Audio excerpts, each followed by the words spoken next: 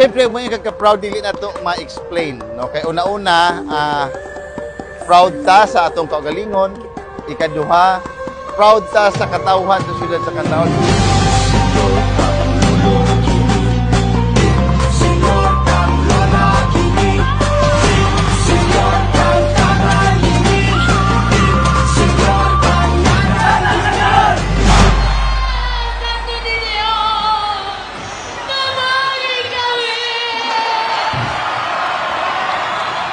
There are already a lot of challenges that we've been through as we prepare for this competition, as we prepare for this festival that we consider as the mother of all festivals in the Visayan region, not only in the Visayan region, but of course in the whole Philippines and of course internationally acclaimed. So my wish for this year's competition is not just to win, but of course this is to give honor and thanks to Señor Santo Niño for always giving us the chance to be able to be resilient and be able to fight for what we believe in and to showcase our talents and abilities for the people of Canlaon City and as well as to the whole world.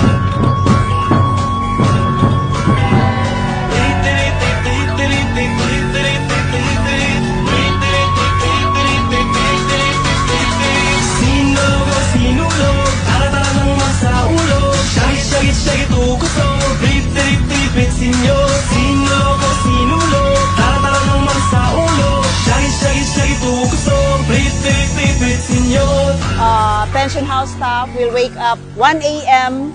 to prepare and everything by 5 a.m. set ng breakfast for the dancers. When it comes to the preparation of the costume, it's not too easy. Aside of their thinking about the costumes all about, the concept, it should be fit para sa upcoming na sinulog. That's why the preparation of the costume is not too easy because they have to internalize or have to visualize what will be the effect sa sayaw o sa mga bata na makinanang.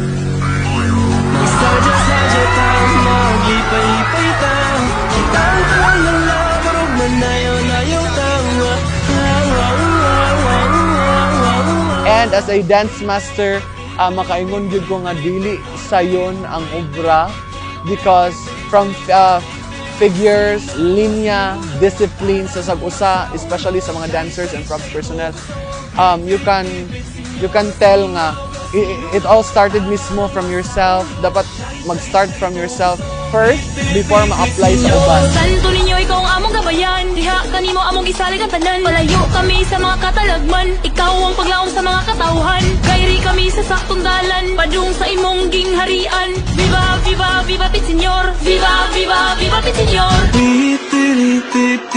Grabe nga, pila to ka adlaw nga nagtudlo ta murag wa man siguro to maabtan og weeks. I don't know kung pila to ka adlaw. So naka-conclude ko not knowing nga at the end of the day ay ang kaning mga bata nato maningkamot sa sila sa ilang side nya na jugi padaog. Syempre sila may nanayaw, dili man ako igor man ko ni tudlo. So ang ipakita nila di ay grabe nga kanang kuan. Pag wa ko mag-expect nga sa akong nabuhian nga mo ni pinaka-worst na ko sa tanan, mo ni pinaka-ambot na lang, pinaka-attitude, pinaka-grabe, pinaka-badlungon. Hapit ko mamatay. Ni-conclude ko ana nga senaryo. Pero at the end ay naa siya kanang twist nga mo'y nakapa champion sa lugar. Elbow to elbow, mo gayon. First and foremost, nagpasalamat ko sa Ginoo ni Señor Santo Niño sa tanang mga kakulian nga naabot sa tua, gikan pa dito sa pagsugod hantod sa pagpadulong na tunay dahil kay kakulian pero naa siya gatabang sa tua no. Naa gyud sa permi sumunang Viva Pit Señor o akong pinakadakong gipasalamatan si Mayor Chabasco kay kung wala siya, wala man gyud ta dinhi karon tungod ni niya no nga gi-encourage ta niya or kanabang nisuporta siya sa tuang gusto kay kaning amo damgo ra biya ni di ba kaning ako ang pag-adto sa sinulog damgo ra ni nako nga makaabot ko diri pero tungod ni Mayor Chabasco, Mayor Batsok sa iyahang pag-support sa tuwa naabot na dinhi nakabot na to nga tuang damgo no ni Vice Mayor og ni Governor Chaco sa Garbaria daghan pug kayong salamat sa suporta no sa tanang mga city councilors dili.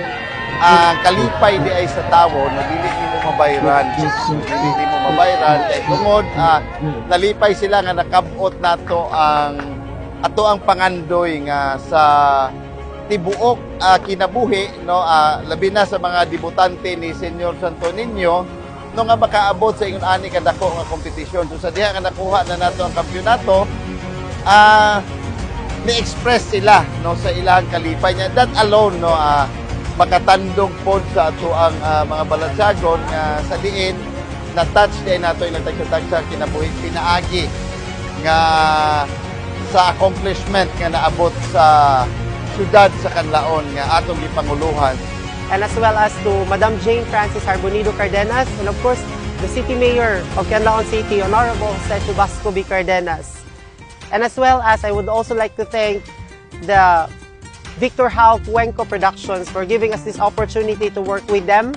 I am so glad to be part of this team. And of course, to Mother Richardson Imenso Apayla. Salamat kayo, Mother, for including us in the list of these people who will work hard and showcase the talents of the people of Canlaon City. I believe nga this is a good start for Canlaon City. This is a wonderful blessing, dili lamang sa AMUA, even sa people who are working behind this major victory, but also sa entire constituents nato sa Canlaon. Kay we believe yun no nga AMUA mantra nato sa Canlaon is service always lavishly timely availed.